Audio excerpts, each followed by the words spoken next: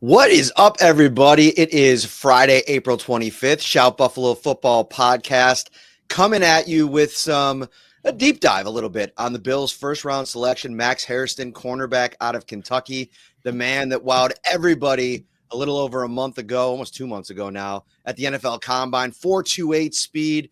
And Brandon Beane said yesterday he plays like it. They saw it on tape, that speed. I'm bringing on Aaron Gershon from Kentucky Sports 24/7, kind enough to give us a little bit of his time. What's up, Aaron? How are you? Hey, man, appreciate you having me, and excited to talk about Max, a guy I covered the last couple of years, and really just as viewers probably saw on TV last night, just a guy that's really fun to be around, really infectious personality. So I think Buffalo got a good one on and off the field. Yeah, I wanted to talk to you. I'm going to get to the off the field stuff because he really just impressed everybody that was watching. I 2 years in a row, I feel like the Bills have drafted like guys that have had viral clips on social media. Like Keon Coleman won the draft last year with the cookies and the jacket and everything like that. And this year, I mean, Max Hairston just dapping up everybody. We'll talk about that in a second. But the player profile here, I mean, one of the big knocks on him has been the size, and a lot of people see, well, the Bills drafted a cornerback that was a similar size in the past. It's not so much about the height or the weight; it's just how he plays. You know, Brandon even said, at times you watch him on tape, he gets banged around a little bit against some bigger guys. Was that ever an issue for him? And I did see somewhere that some of the tackling concern can maybe be attributed to the shoulder injury this past season.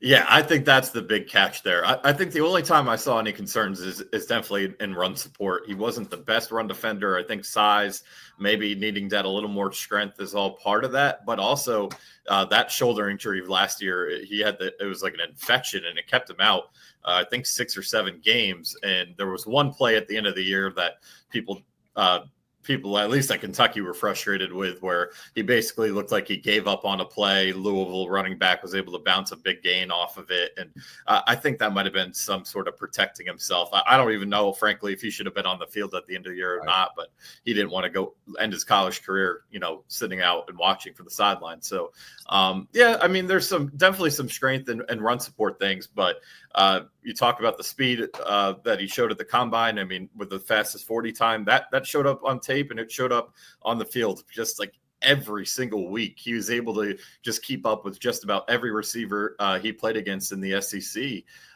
And he's a guy with great instincts. I mean, he's always around the ball. As a junior, his first year starting, I guess he would have been actually a redshirt sophomore, but 2023 tied for the SEC leading interceptions with 5. And there might have been one. I think there was one I can remember that was just thrown right to him, but it really, the football, he goes and finds it, and he makes really good plays on the ball, and he's got great speed. He's a house threat. Of his 6 interceptions in college, half of them went for touchdowns, including 2 in the same game against Vanderbilt. Pretty sure that was the first time that had been done before in UK's history. So I think all the stuff with tackling, all the stuff that, maybe the size concerns are, you can't fix height, but I think you can get in the weight room and get right strength-wise, and I think he'll be fine there. And he definitely has the right work ethic to make the improvements he needs to. You think about, like you mentioned, going up one-on-one against elite receivers week in and week out in the SEC.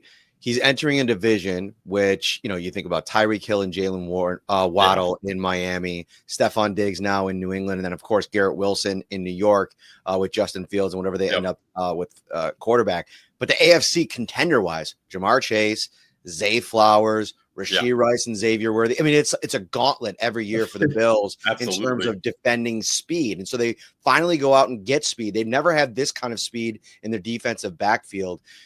I think one of the things that I've really argued for why I like this pick so much, because he comes in and he's not going to be asked to be CB1. I mean, they have Christian Benford. They just paid him big time money. He played at times last season like an all-pro. You get to come in here, learn behind Tre'Davious White, a former all-pro, and really kind of walk before you run, if you will. Do you feel like this landing spot has really set him up for success?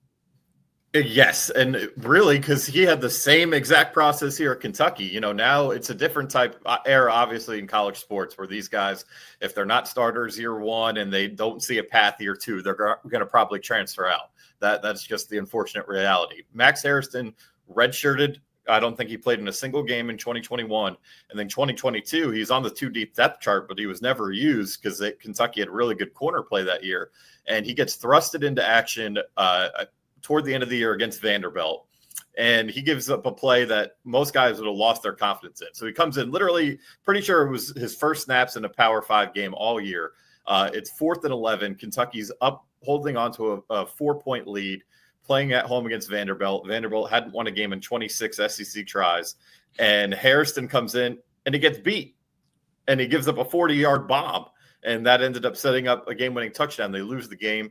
Hairston doesn't see the field again the rest of the year. That, to me, most guys just give up, right? Or they transfer out. They don't want to be remembered for that play. No, Max Hairston came back after having that year, mostly a learning year, had a really tough moment in there, but he played behind Carrington Valentine, who was a 7th-round pick of the Packers in 23 and has become a starter in the NFL. He's playing behind Keidron Smith, who's still in the NFL. 2021, Kentucky had a great defense. He learned from a lot of guys on that 10-win football team. And in 2023, he comes in, and not only does he go and earn a starting job, he was their cornerback 1 and then became all SEC. So I think the fact that he can kind of follow a similar path in Buffalo, right, where he's not necessarily going to be counted on to be, let alone cornerback 1, maybe not even cornerback 2 right off the bat. He can have a similar process they did at Kentucky where he learns, he puts on the weight that he needs to get stronger in the run game. And by the time his number is called, he'll be better prepared and ready to go. And that's kind of, he feels like it's a similar trajectory with what Buffalo has option wise. It was crazy last night. So I'm waiting for Brandon Beane's press conference to start. And I was listening to One Bills Live, which is the in-house media operation. They had Greg Cosell on from NFL Film. Guy who's pretty much seen every kind of cornerback that's ever played the game. And he says something, two things that were interesting. Number one, he said he talked to somebody in the NFL that thought that Hairston's cornerback tape at Kentucky was better than Travis Hunter's cornerback tape at Colorado, which is absolutely huge praise, right? Yeah. The other thing he talked about was the kind of speed that he has, the recover ability was really on display on one game against Texas. Isaiah Bond, Brandon Beane talked about this play. They had it up on the whiteboard with him when they met with him at the combine. That to me, when you've talked to coaches at Kentucky about Max Hairston and that ability to never be out of a play no matter what happens, does that kind of elevate him in coaches' eyes and probably increase his stock? No question. And what's interesting about Max too is he's not, Mark Stoops has been here a long time, and he's a defensive backs coach by trade. Mark Stoops, head coach at Kentucky, he coached Ed Reed. He was the defensive backs coach for that ridiculously loaded 2001 Miami team with Ed Reed and Antrell Roll. So he's a big time DB guy. And one thing that when he's had his most success here at Kentucky, Hairston's not the type of corner he's had success with. He's loved the longer 6'2" to 6'4" range corners who are really lengthy, can still run, but they're just built so long. And even if they get, their recovery stuff is mostly just because of their length. They're able to go out there and make plays. Like one guy that comes to mind is Lonnie Johnson, who's still floating around the NFL. He's a 6'4" guy that Mark Stoops was an example of what he really likes. So Max being at 5'11", not necessarily exactly what Kentucky's used to putting on the field at outside corner, but his speed made up for all the deficiencies Kentucky would have worried about with size. Right now, their 2 starting corners going into this year are both 6'3". So they're kind of going right back to that. But Max Hairston was kind of an outlier because of his ability to, catch up to any receiver, recover with the speed he has, and not necessarily with the length, and make plays on the football. I mean, one thing Kentucky, outside of Max Hairston, they've struggled in just getting takeaways the last 3 or 4 years as the program's kind of turned a little bit in a wrong direction from a wins and loss standpoint. But I mean, if it weren't for Hairston the last couple of years, I don't know how many turnovers they would have had it as a defense. He's just a ball hawk, and his speed is how he's able to go do it. And even if he gets beat, he's never out of a play because he's as fast, if not faster, than most of the receivers he lines up against. I have two more questions for you. Thank you so much for taking some time with me. I Yeah. want to pivot to Ray Davis, who you covered in 2023 for one season, one of his 3 stops at the college level. The Bills were so excited to get him in the 4th round last year. And I thought when he had the ball in his hands, when he was given opportunities, he looked great. And, one of the things that's been talked about this offseason in Buffalo is James Cook, who obviously wants a contract extension. He's coming off of a 16 touchdown performance. I'm arguing that as good as James Cook was last year, I think if Ray Davis gets a handful of those carries in the red zone, you're probably looking at a very similar production line. I was really impressed with him. And so I wanted to ask you about Davis. How impressed were you with him coming out? Do you view him as somebody that's going to ascend into an RB1 role in the NFL? I do. I absolutely do. And yeah, Ray, actually, our first impression, or at least my first impression of Ray Davis, actually was that same Vanderbilt game I was talking about with the Max when he was playing at Vanderbilt. And Kentucky that year had a really good run defense. And Ray Davis had the best game, I think, of any running back against him that year. He went over 100 yards, scored in that game. So I already had a pretty strong impression of him and added him out of the portal. And then, going into that season, it was kind of interesting. Like, every practice we went to, it was clear he was the first team running back. But Stoops and the offense coordinator that year, Liam Cohen, who's now, of course, the head coach in Jacksonville, talked about that, how they were going to be by committee at running back. And, there wasn't a clear cut starter and all of this kind of called BS on it. We didn't really see it. And then, of course, week 1, Ray Davis got almost all the carries. And then I think their second SEC game against Florida was the one he went for 280 yards. And they basically just gave it to him every single play. And he's a guy that he's a great runner and he's hard to bring down. He's obviously not the biggest guy in the world, but he just has a knack for finding holes, has a knack for missing tackles. But one thing that I think, I was going to look at his stats to see. I see that he got 17 catches, so that's good that they were utilizing him in that way.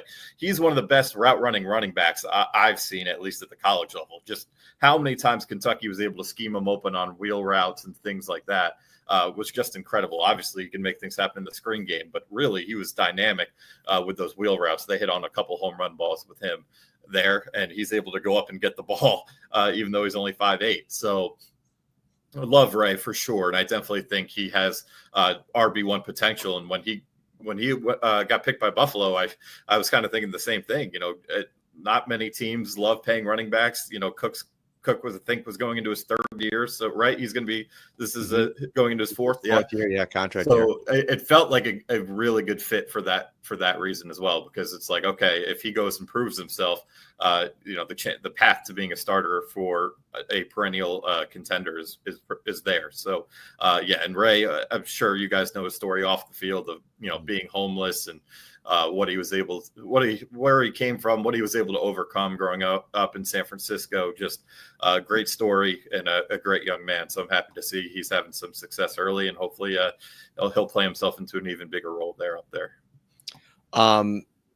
Were you familiar in season in December that Hairston went to Bills Lions? No, I did not. Anybody about that? I did not, but I'm not surprised because Max is just a guy that Ray is the guy that everyone on the team loved and looked up to, but Max, being a Detroit area guy, he's a guy that there's, especially now in college football, when the locker rooms, there's so much change and, there's different personalities. You don't always gel when you add 20 transfers, but Max was just a universally loved guy. And so was Ray. So to see those two bond and be close enough to link up like that doesn't surprise me at all. I wanted to ask you too about Deone Walker because he's an absolutely polarizing prospect. Yes. I mean, I think most people are expecting him to probably be one of the top prizes on day 3. Could he go in the 3rd round? Certainly. Could he go in the 2nd round if somebody loves him? Most definitely. 6'8", 328. You can't teach size, right? I was reading through Dane Brugler's rundown on him, and the line that really stuck out to me was there are only so many humans walking the earth who have his combination of size, strength, and sweet feet. He doesn't play stiff, but there's sloppy elements of his game that must improve to streamline his ability to stack, shed, and finish. So to me, it's the Bills, if they want to dip their toes in the Kentucky waters one more time, they really need a defensive tackle. Lance Zierlein a one tech that has maybe some upside as a pass rusher. Lance Zierlein from NFL.com. His comp in the NFL level is Jordan Phillips, who's played most of his career in Buffalo. Had 9.5 sacks for them in 2019. Came back, had a big game against the Chiefs in the playoffs last year. Where are things at injury-wise? And are you surprised covering Walker all season and the up and downs of draft stock season and everything else, the different periods of the year, that he's kind of projected to go when I think a lot of experts think he will? Yeah, I feel for the kid because I actually did a feature and did a one-on-one with him before the season, and he expected to go and be a first-round pick this year, but playing through the back injury really hurt him. I mean, he played through a stress fracture in his back. I don't know, at that size, I don't know how he even did it, and I give him a ton of credit for sucking it up and going out there, especially after Kentucky's season was pretty much over. You knew they weren't going to go bowling with Texas on the schedule that late in the year. He still wanted to play and go out there and do what he could. And he probably hurt his stock by doing so because he just wasn't that same guy from a stat sheet stuffer and just a productive standpoint as he was in 2023. But you go watch what he did in 2023, fully healthy at that size. It was a ridiculous season. I mean, it just felt like he was in the backfield just about every play. There was one play when he gets drafted, I'm sure all the networks are going to show it, against Florida that year, where they literally dropped him back in coverage. He lays out the tight end, ball pops free in the air, and Trevin Wallace, who was a third-round pick last year by Carolina, picked it off. I mean, and we're talking about like a 6'7", 340-pound defensive lineman dropping back in coverage and laying the boom on a fleet-footed tight end. So just he's a ridiculous athlete, and I'm hoping that he's over this injury. I think he said on his at pro day he is fully healthy now. I'm hoping that's the case. I'm sure teams have it flagged, but that's a guy that he can. I mean, I'm a Giants fan. I grew up down in Southern Connecticut, and in 2023, and I talked about it with some of the scouts who were up in the box. I was like, this guy looks like Dexter freaking Lawrence, and that's what they were saying. So I'm not saying he's going to come up and be Dexter Lawrence for any team that drafts him. I'm obviously not saying that at all, but I think that potential it's there. Like, that's when you have a mammoth of a human that moves that well. Like, that's what you see. So again, I'm not saying he's Dexter Lawrence, but I think that's a ceiling where he could be that caliber of a player. I mean, the 2023 year was just dominant, and last year, his best game was against Ole Miss. I'm not sure exactly what the stat sheet showed, but he was in the backfield, very, very disruptive. Lane Kiffin talked about how he wrecked their game plan after that one. So, even in a year where he was battling, he still, led the team to their biggest win of the year by far. So, and another guy who's a great work ethic. He's a really, really good kid, extremely loyal kid. I mean, he picked Kentucky over. He's from Detroit. He picked Kentucky over Michigan, over Ohio State and Georgia. I think were his final four, and every single school was coming at him, trying to pry him into the portal after that 23 year, and he stayed put. So, really impressive kid, and I'm hoping the back injury is done with. But when you're that size, it's definitely a risk. But if he falls to the fourth round, I think any team that takes him got a heck of a steal. I hope he comes off the board tonight. Yeah, Bills pick at the top of the fourth round. They have an early fourth round pick that they added in a trade, so that could be a really nice spot to add one. I think the Bills, like a couple of years ago in 2022, when they drafted Kyer Elam, which obviously historically didn't work out, they took Christian Benford in that same draft in the sixth round. I think sometimes when you have a big need like this and you don't get one of the top guys in the draft, throw some darts, man. Like, get a couple of guys. I really like Walker. Yeah, there's no issues with him at all off the field. He's going to come in and give it all he has. And again, you can't teach his size. There are very few people walking planet Earth at that size, and when he's healthy, man, he's really fast for that size too. So, hoping he's healthy. Aaron Gershon, awesome stuff. Quick hitter here on all things Kentucky. Hope to maybe catch up to you later this offseason, talk a little bit more about Max as we kind of progress through the offseason program and maybe preview training camp. Great with your time. Why don't you let everybody know where they can find you outside? I put your handle up here on X. Anything else that you want people to know about? Yeah, A Gershon 99 on X, as you can see there. Catspaws.com, which is the 247 Sports affiliate. covering Kentucky. And then you can catch me. We usually do Wednesday nights in Believe in Kentucky, Believe Podcast Network. We co-host the Kentucky show there. So we're doing football and obviously a heck of a lot of basketball as well. Awesome stuff. Thank you so much, Aaron. You got it. Take care.